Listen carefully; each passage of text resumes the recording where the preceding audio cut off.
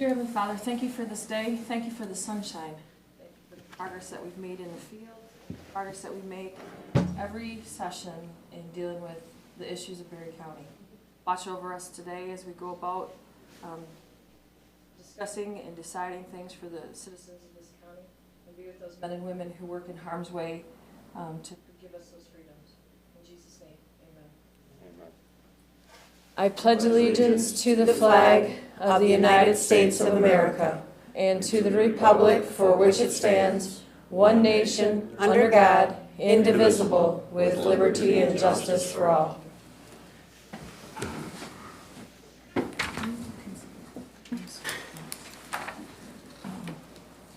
For the purposes of attendance, the clerk will call the roll. Connor. Yes, here. Geiger. Here. Gibson. Here. Jackson. Here. Parker. Here. Smelker. Here. Wayne. Here. Approval of written agenda. At this time, any commissioner or member of the public may ask for an item to be removed from the consent agenda and placed under items for consideration. Hearing no such request and without objection, the agenda is approved as written. Reports from state and county officers. Does any state or county officer or their representative have a report to share with the board?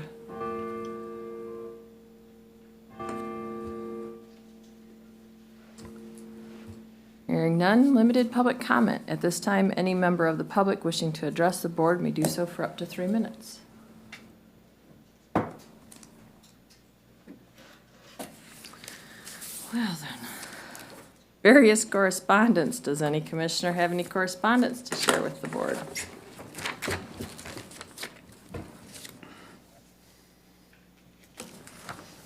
Alrighty.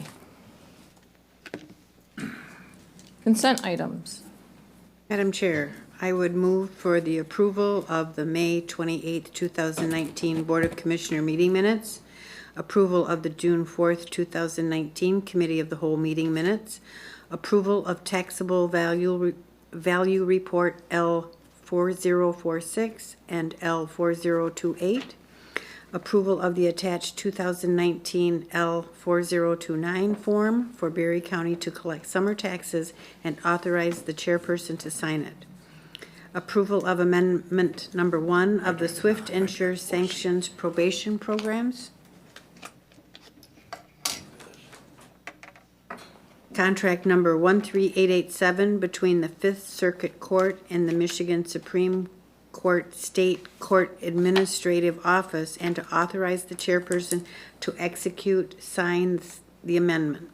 Approval to award recreation grants totaling $10,000, Berry Township $5,000, Village of Freeport $3,000, Hastings School Central Elementary $2,000. Second.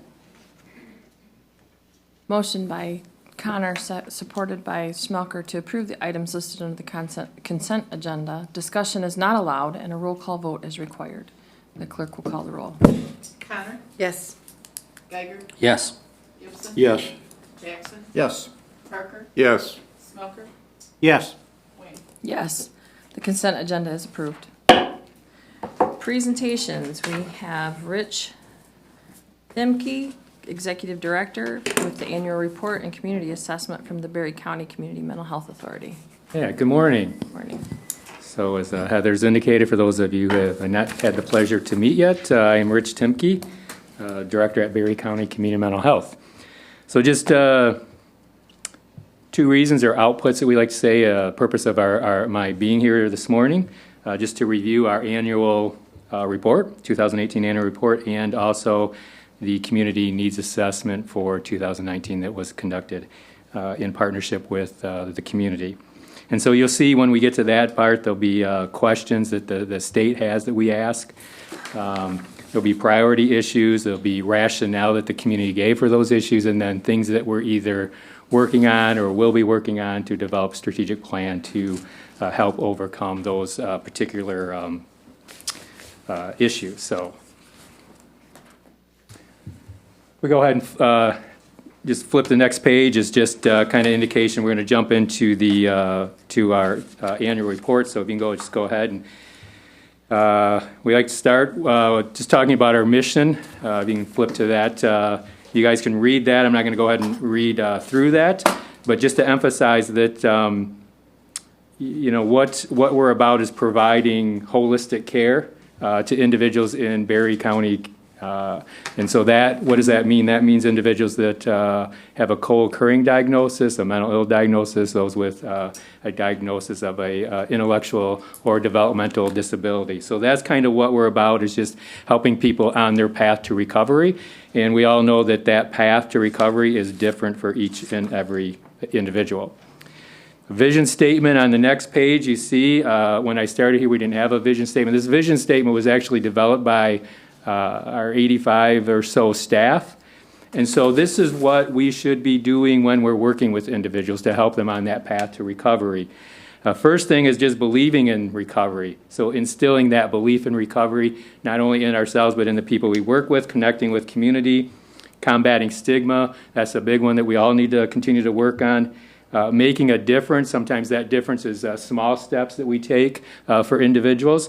And helping those in need and just inspiring to be the best. So as we work with individuals in our various programs, that's what we are actually trying to strive to obtain. So the next page you will see just a couple paragraphs from me on that's actually in our annual report. And so just a couple things that I would like to point out here is that we are continuing to strive for better and better quality. So one of my catchphrases that staff laugh at now that I say is, you don't know what you don't measure. So you don't know what you don't measure. So we're constantly measuring things. The state helps us to do that. One of those ways that the state helps us to do that is with the MIMBUS report. And so the MIMBUS report, the state will say, well, we want you to measure and show us how quickly you get individuals into service. The individuals that you help, are they going back into the hospital or not? So what is that recidivism rate? We also use evidence-based or research-based instruments that help us with analyzing what service an individual should get, and then what level of care they should get. So things like the CAFAS, the LOCUS, the CIS, and the ASAM all help depending upon an individual's diagnosis that help us to do that. So again, I say all that, we measure those things, and our hope or our purpose is to provide the right service in the right time in the right amount for individuals. And so another one of my sayings is that I want staff to be hope dispensers. So when individuals come to our agency, that's actually what we are to be about, is to providing that hope, dispensing that hope to individuals so that they can grab a hold and take that path to recovery. You flip the page there, we start getting a little statistics just to kind of see what last year actually looked like. So annually, this has been pretty consistent, at least since I've been here. We serve about 2,000 individuals. And then you see the breakdown of the money that we receive. Where does that money go to? So a little over 50% of that goes to individuals with an intellectual disability, about 23% with adults with a mental illness, and a little over 12% with children with a mental illness, and about 6%, or a little over 6, close to 6.5%, goes into co-occurring or actually substance abuse disorder. And then our admin rate is pretty good at 6.6%. We serve about 80% of that 2,000 would be adults, and about 20% roughly would be kids. So most of the individuals that come into our doors are adults with a severe persistent mental illness. If you continue on, we'll get a couple more stats here. So who's coming into our door? How many people are coming in? We see that the total number of individuals who requested a service from Berry County Community Mental Health was almost 1,100 last year. And the number of individuals who were scheduled for an assessment was about 983. And then the number of individuals who actually were eligible for criteria were 708. So you see there's about 1,100 that, just under 1,100 that requested a service, and just over 700 that actually were eligible for service. That's for various reasons. Some individuals did not meet the criteria for severe and persistent. Some individuals actually call up initially and will ask for something like marriage counseling, something of that nature, which we're not in the business of doing. So those individuals we will hook up to the appropriate referral service. So there's just a couple reasons why those numbers drop like that. Continuing on, we see that a steady growth in individuals that are requesting mental health therapy, counseling,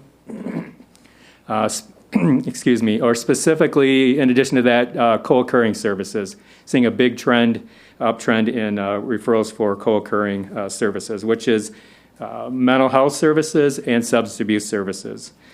And the other trend that we're seeing is just an increase in demand for children's services, specifically autism, home-based, and wraparound services.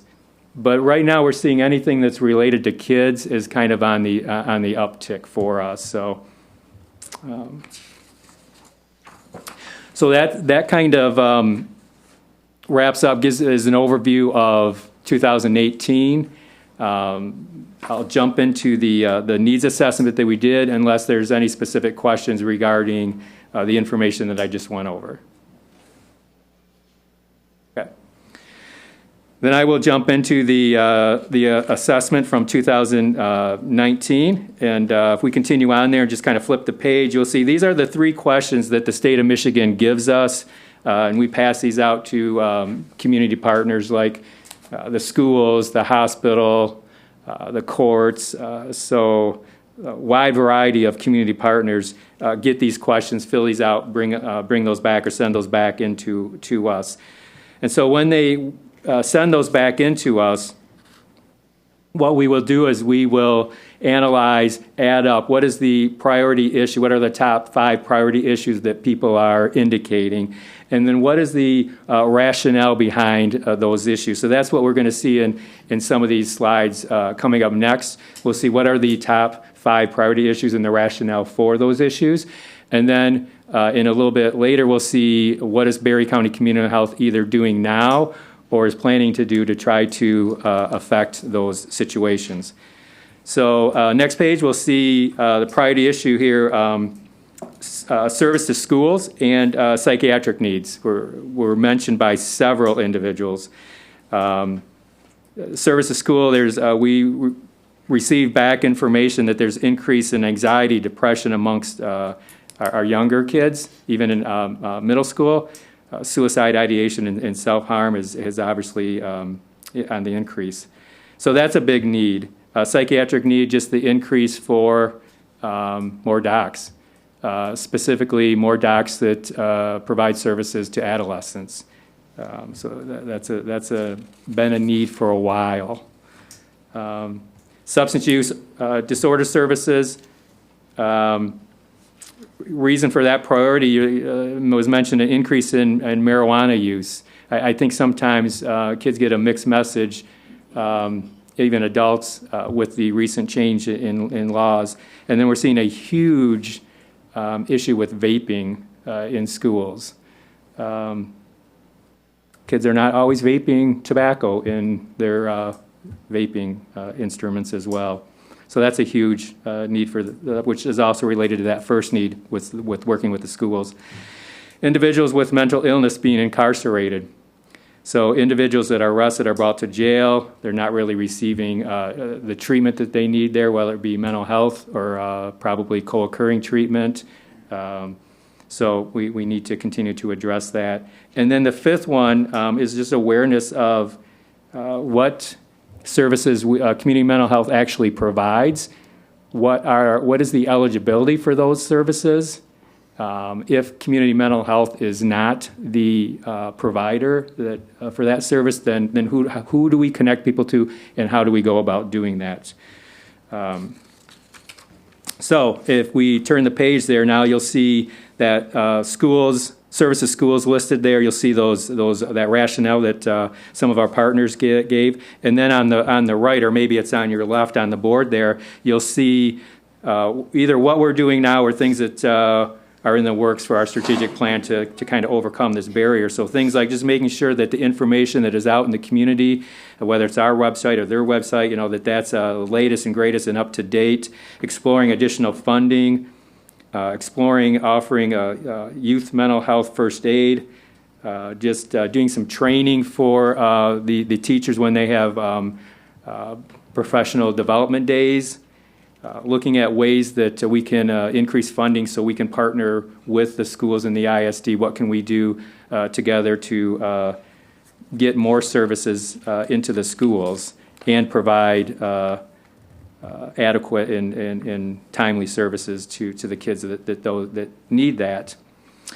A lot of the counselors we're finding that are currently in the schools are not clinical in nature. They're I don't know what they're more academic. So there's a gap there that we're trying to help the schools close. Psychiatric needs, so you'll see on the far, my right, probably maybe your left there. Again, things we're doing. So we're continuing to search. We've engaged with a couple of search firms to look specifically for doctors that will meet our needs of the community here. We have a partnership, a contract with ePsychiatry, so we do currently engage in telepsychiatry. It works well, seems to work well for the younger generation. With technology, they're not as put off, I think, by that. But still, best case scenario, we would like a doc available that serves all populations, that is kind of good at entering things right into the EMR, electronic medical record, and things of that nature. So when we're not going to be the provider of service, and then this is something that we need to continue to work on, is locating community resources that would be appropriate and having that warm handoff for that individual. This is the next page, substance use disorder service. So continuing, what we're doing there is continuing to look at evidence-based programs that will benefit individuals. And we're going to start to look at research-based services, such as acupuncture. So specific practices that have research behind them, that have a indication that they will help individuals. More education, prevention in the schools. Signs of suicide has been a tremendous success, I think, in the schools, so we're going to continue on with that. And specifically, Liz, who's presented here, I think a few times, is looking at trying to find an evidence-based program, something with research behind it, specific to vaping, that we can get in the schools and use that, because that is such an overwhelming problem right now. So we are engaged in working on that. Individuals with a mental illness or mental health need, being incarcerated, again, as I stated earlier, that really does not benefit them, does not help them in their point of recovery. So we're looking at expanding our jail diversion, our Stepping Up program. We have a very good, a very vibrant program. I was talking to Commissioner Smelke here earlier about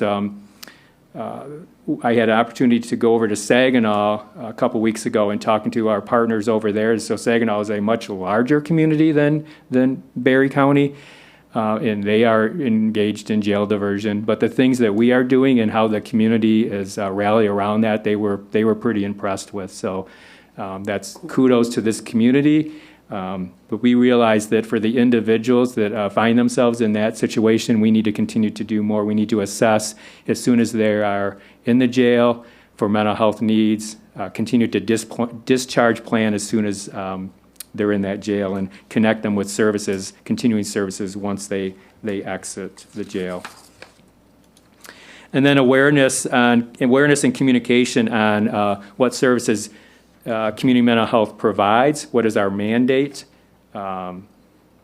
We need to do a better job of that, just communicating that via making sure our information is up to date on our website, but also connecting with our community partners and having face-to-face conversations, asking appropriate questions so we both understand each other, and then we can partner and work together with each other on meeting the needs of the community. So the that's an overview of our annual report for 2018 and our needs assessment for 2019. So that's what I came here for, and just if you have any questions, I guess I will answer those. Thank you for your presentation. With the schools and with the counseling services, I think you said that the school counselor's role is kind of shifted to more academic. Do you think there's a need for mental health professionals in the schools right now, like just a dedicated person? Yes, absolutely. So I think one or two of the schools has a therapist or counselors that's clinical in nature, but a majority of them are academic in nature. I don't know if that's the right word but you know what I'm getting at. So yes. So currently we do have, Berry County Communal Health provides, I think 1 day a week at Delton. It's a start. It's not much. The schools recently received a grant from the state of Michigan specific to mental health funding in the schools. So we're working with Hastings and Delton to see, are there ways that we can partner with them? They may hire some counselors themselves, and then we may increase what we're doing, or a combination there of both of that. So yes. Right. And how is the caseload pretty big for the Delton counselor? It's... Or is it too early to tell? We had a period where we engaged, and then there was a break, and now we're re-engaging. So I would say is that individual that's out there is busy, yes. Yeah. Okay. Because that is funded, we're not using Medicaid funds for that. So we're not necessarily restricted to individuals that would meet the criteria for Medicaid, which we had noticed was a gap before. So individuals that don't necessarily meet that criteria but need some help, otherwise there may be a significant issue, we're able to provide that service now. Can you use PA $2 for that service? That's a possibility that's on the table. We've talked about that. Okay. Yeah. Because I do sit on the Oversight Policy Board for SWIMBA, and there is some carryover and some opportunity to spend some more money. Okay, good to know. Yeah. Any other questions for? So on your community assessment needs, how many surveys did you send out? And did you include any of your clients in passing those out to see what their comments were about the services provided? And did you put it on your website so people could go online and fill it out? So that's an excellent, we talked about that after the survey, like putting it out on on their website, making it available to maybe easier maybe for partners to fill out. So we did not do that. We talked about doing that in the future. I think we sent out close to 70 or 75 surveys. For this particular survey, we had a separate survey that we sent out to individuals we provide services to. Okay. The state wants us to do this specific to community partners. Okay. So, All right, good so questions. 70, 75. Right, and I think we received back off the top of my head 25 to 30. So we got a good number back. Yeah, that's a pretty good Yeah, percentage, yeah. really. Yeah. So. Okay, thank you. Any other questions? Looking at your numbers, when you said there were 1,083 who requested services, 983 who were scheduled for an assessment. What does that mean when you say scheduled for an assessment? That's Yeah, so somebody may call up and say, I might call up and say, hey, Berry County, whatever, I need some help. And we'd ask some questions initially to see, what help are you asking for? Are you asking for marriage counseling? Are you asking for relationship counseling? Have you been with us before? Are you a Berry County resident? So through that process, some individuals are going to be referred somewhere else. So if you get through that screen door, so to speak, then you're going to come in for an assessment, and we're going to do a detailed analysis of what's going on, what's the presenting problem, how can we help you? Okay. What's the time frame from when there's that first contact to when you actually sit down and have an assessment? Yep, so there's actually 2 timeframes that we're measured by. So the first one is the time somebody first calls and says, hey, I need help. So from the time of that call to the scheduled assessment, we're required to do that in 14 days. So we've met that standard every time. Quite often it's under the 14 days. The second standard is from the time that that assessment takes place and we say, yes, you meet eligibility, you would be available for these services. Okay, so then there's 14 days from that point to the point of first service. So, and again, we've since I've been here, we've met that standard as well. So it can be about a month from the time of first contact to actually treatment. If you're talking 14 days. Worst case scenario, possibly, yeah. But you would have contact in between there, so it's not like you would go a month without contact with a mental health professional. Okay. And if it was an extreme case? So if it's an extreme case, then individuals come in that day or with as soon as possible. They would do sometimes we do the assessment right then, and we'll assign a clinician. And if it's there's a priority list that the state has out, and so then those individuals actually need to be seen and treated within like 7 days. We usually do that within 2 or 3. So there is somewhat of a emergent care Oh, service. yeah, available. absolutely. Especially like individuals that are coming out of the hospital, we engage them right away. We get them in an IOP group, we call like an intensive outpatient group, almost with a day or 2 from them being discharged. Okay. And then for the 983 that were scheduled for assessment, 708 were taken in. The other, 200, 300 or so, you have a referral program that maybe there's something else in the community that can assist them? Right. So some of those individuals will choose not to engage with services. So they just choose not to engage. They don't show up. There will be individuals that are don't qualify for our services, but still need help. And yes, then we connect them to community resources. And sometimes in a rural community like Barry, that is challenging. Sometimes we have to go outside of our community to Grand Rapids or Holland or other local Kalamazoo to get referrals. Yeah. Okay. Yeah. And how about outreach? As far as, you hear things in the news every day about people that needed help, didn't get it, or got missed, or fell through the cracks somehow. How do we assist you, or how do we work with you to connect people to these services, or anybody for that matter, when they see somebody struggling that may have an issue? Because there's a gap between an unfamiliar place, community mental health, and where they're at. How do we bridge that gap and get people who need those services? Yeah, that's an awesome question. So first, I'd like to just thank you for raising that question. And I think behind that, there's for some people, there's some stigma still attached. If I'm going to mental health, that must mean something like terrible about myself. That's not the case. So how all of you can help us to help those that need that is just to continue to say, yeah, this is a place where you can get help. This is a place where that is a safe place.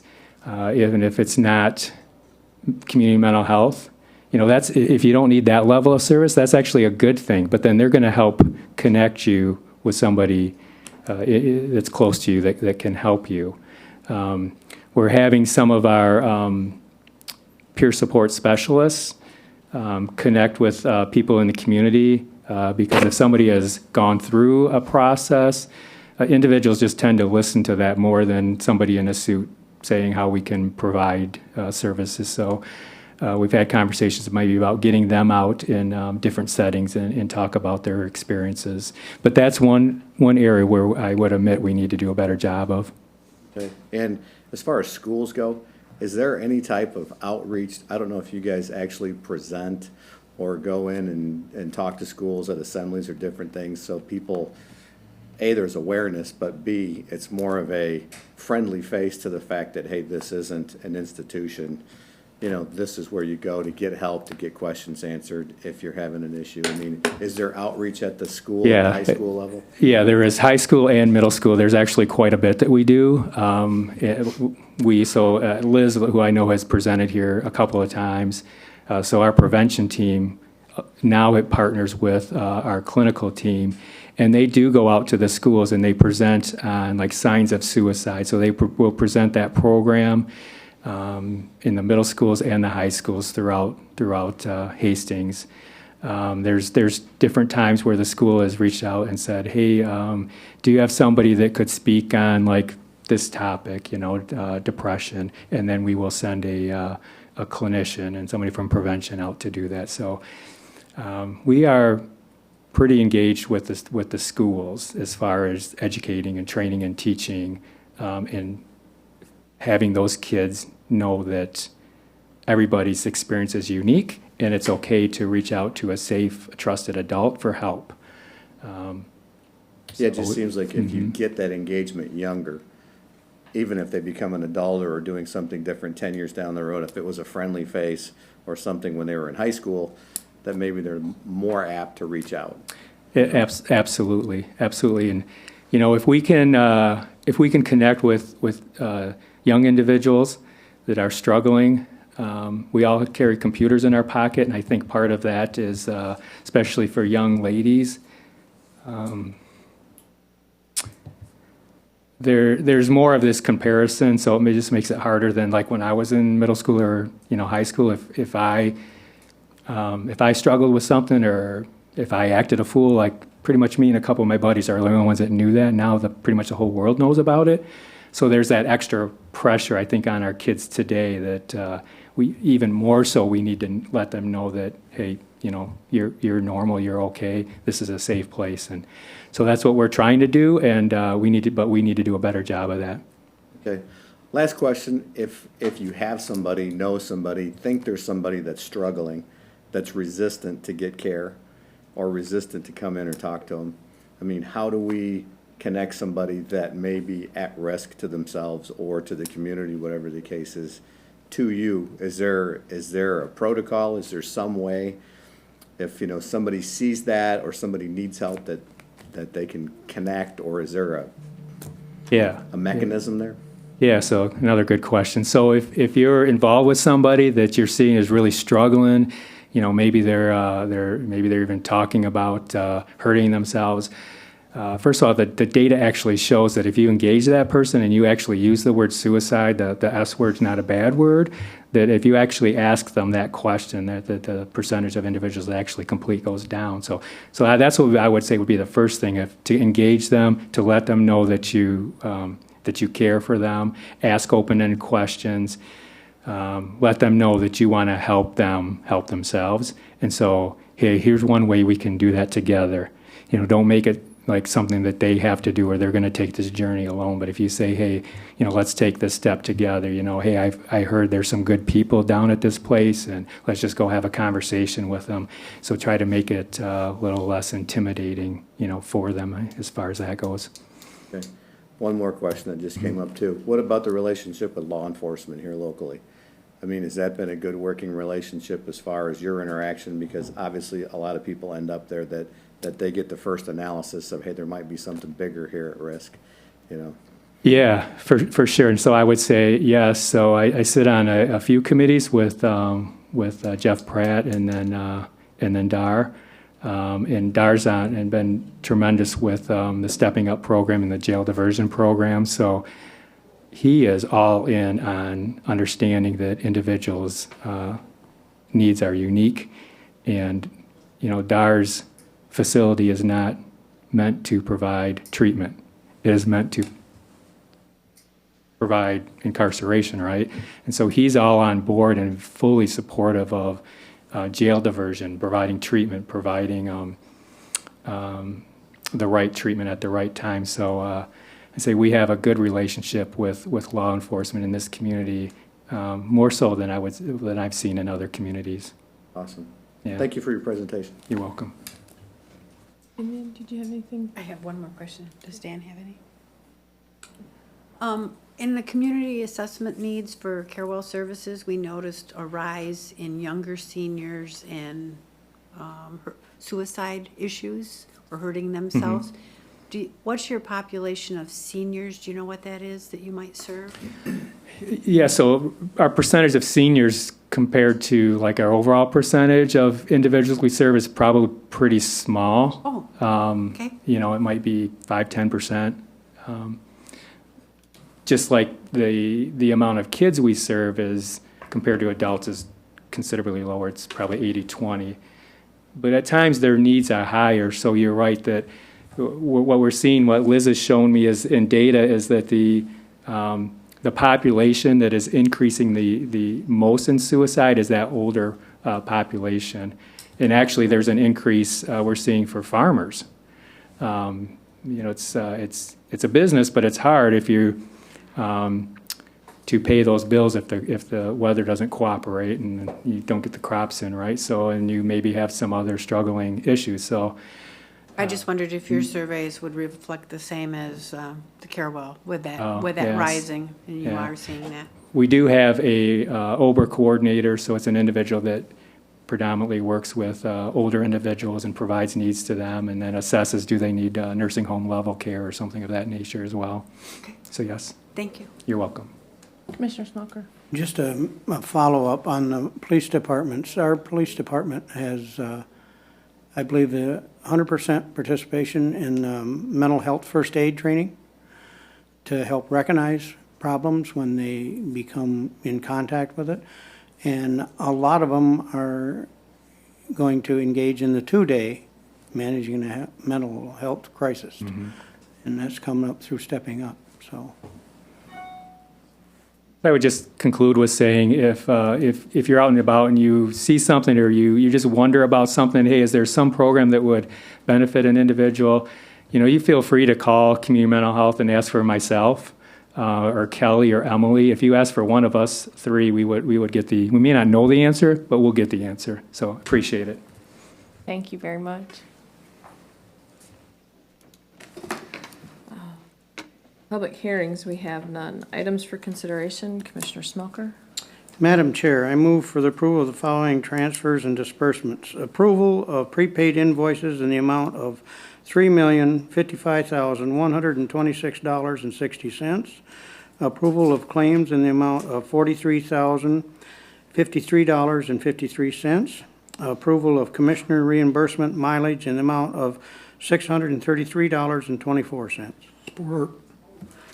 It's been moved by Smucker, supported by Gibson, for the approval of transfers and disbursements. Approval of the prepaid invoices in the amount of $3,055,126.60. Approval of claims in the amount of $43,053.53. Approval of commissioner reimbursement mileage in the amount of $633.24. Is there discussion? Hearing no discussion, the clerk will call the roll. Geiger, Yes. Gibson. Yes. Jackson, Yes. Parker, Yes. Smucker, Yes. Connor, Yes. Wing. Yes. The item is approved. Madam Chair, I move for approval to purchase Microsoft SQL Server software for a replacement server for the Register of Deeds office for $7,630.26, with funds to be paid from the Register of Deeds Automation Fund. Second. Moved by Smucker, second by Parker, for the approval to purchase Microsoft SQL Server software for a replacement server for the Register of Deeds office for the amount of $7,630.26, with funds to be paid from the Register of Deeds Automation Fund. Discussion? Hearing none, the clerk will call the roll. Gibson, Yes. Jackson, Yes. Parker, Yes. Smucker, Yes. Connor, Yes. Geiger, Yes. Wing. Yes. The item is approved.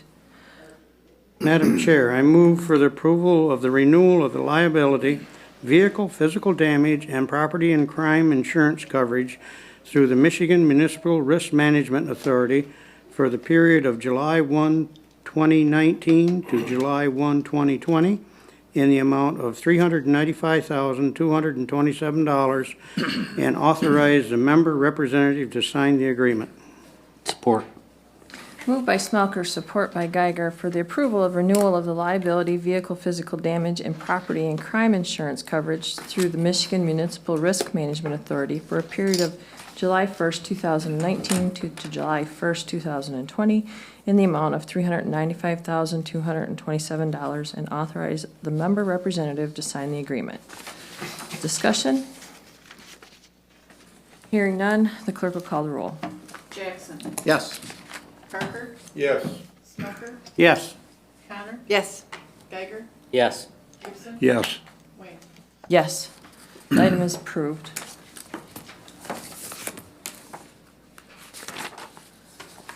Unfinished business, we have none. New business, we have none. County Administrator's Report. I'm all set, thank you. Thank you, Michael. Chairperson's Report. I am in the middle of my busy meeting session. I am also in the middle of chopping hay. So if anybody's got any clout with the man upstairs, if we could hold off on rain for 3 days, I think we might get done. Madam Chair, I have a couple of questions. Sure. First of all, you got invited to a very special place. I think the board would. Where did I get invited? White House? I didn't get an invitation. I thought you did. No, I haven't seen anything. It wasn't in my mail anyways. All right. So, Second thing is, could we get an update on the jail Tower Pinkster process? we are working on that. We just got communication yesterday from Tower Pinkster. They have an appointment to speak with a department head today. And we should know more at least by next week, and if not, the week after. When do you feel that we'll have an update for the board from Tower? Any Hopefully ballpark? soon. I'm hoping that we will have something by next week, even if it's not concrete. And then a better report maybe the week after. Great, thank you.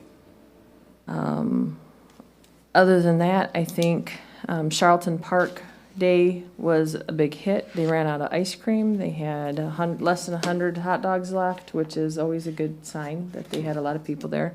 Dan said he'll have more concrete numbers after they get some invoices paid here in the next week or so. Other than that, it is summertime and their kids are not in school. Please be careful when you're driving through the neighborhoods, and not just the town neighborhoods. Our country kids are playing in the roads too, because that's the space they want to be in, I guess. The road commission is busy and active. They were working in my neighborhood at 7 o'clock this morning, so they are trying to fix what Mother Nature has been destroying, at least with some of our roadways. And I don't believe I have anything else. Commissioner Connor? Thank you. It didn't feel like summer this morning. No, it did not.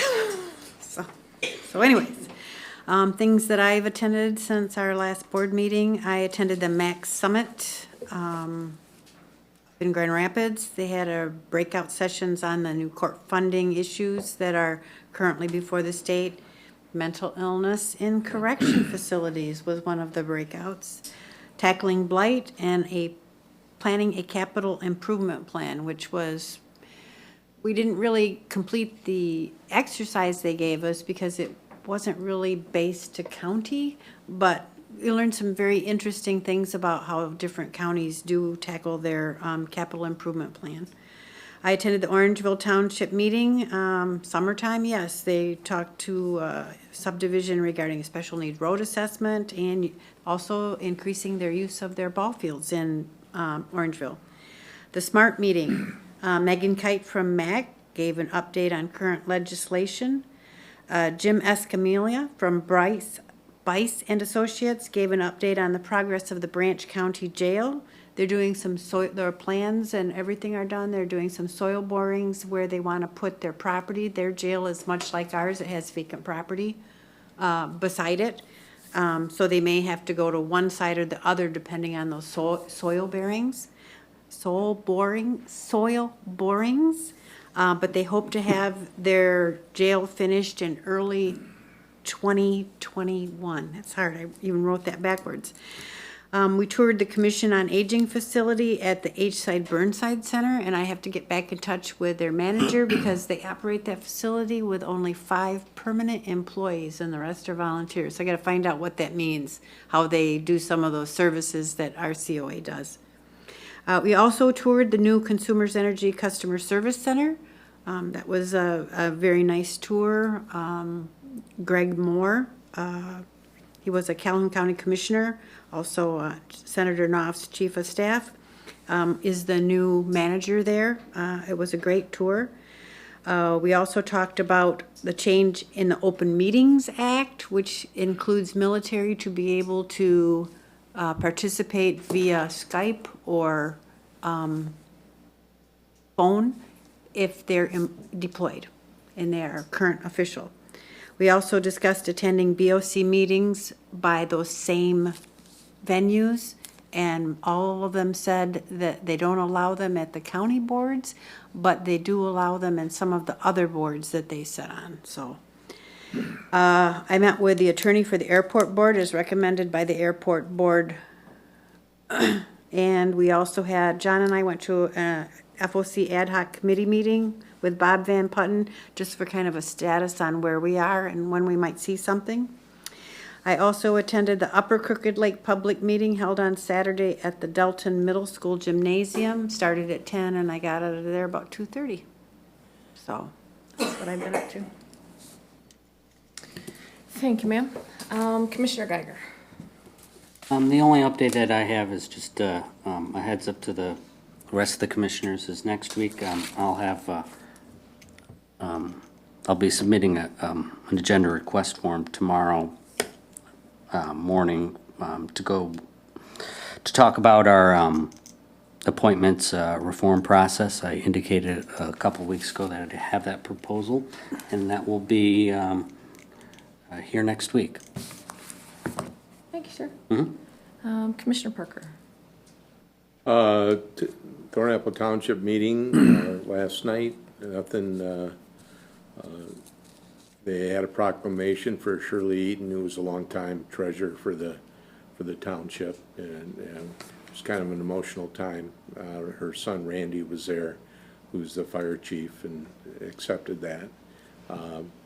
They are meeting to develop a way of being able to get questions answered and to get on some of the code enforcement situations where they want to keep it kind of nice to the people, but yet they don't want to have someone looking for things, and so they got to get into a discussion on this versus just complaints and follow up on complaints versus someone going out and driving down the road looking for something that's wrong. So that's going to be something that they're going to bring in the current enforcement and have a discussion on that. That was probably about the most interesting part of the meeting. So I got a meeting after this with Parks and Rec for budget, and we also have a meeting tonight with the Village of Middleville. That's about it. Thank you, sir. Commissioner Smoker. My meeting cycle is just getting started. I attended Freeport and Carlton. Carlton had their budget meeting last night, and everything seemed to go well.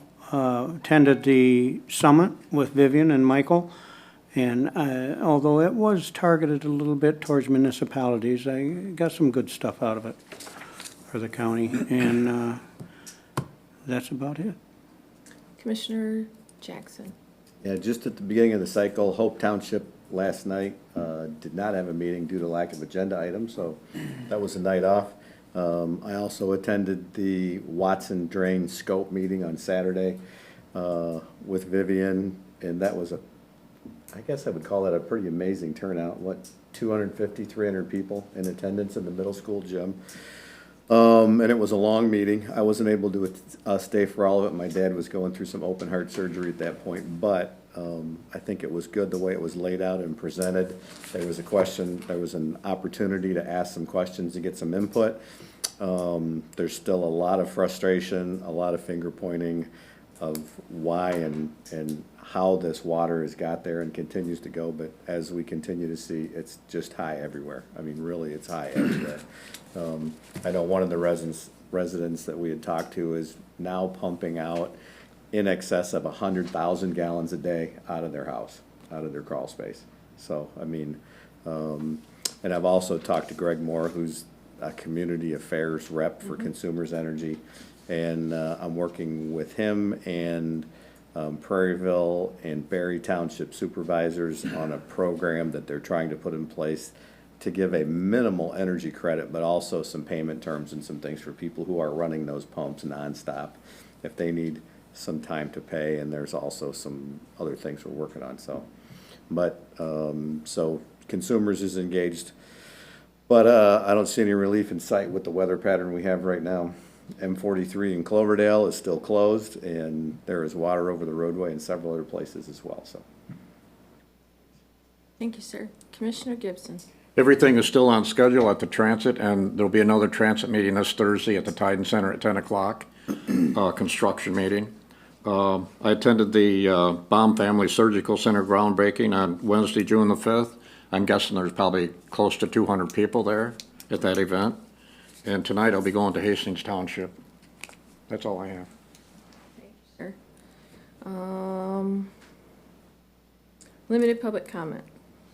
At this time, any member of the public wishing to address the board may do so for up to 3 minutes.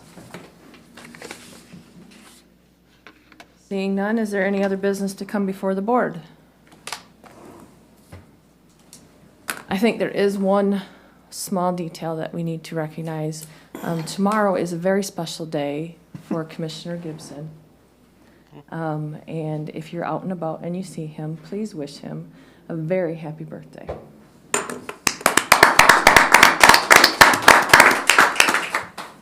There being no further business and without objection, the board will now adjourn.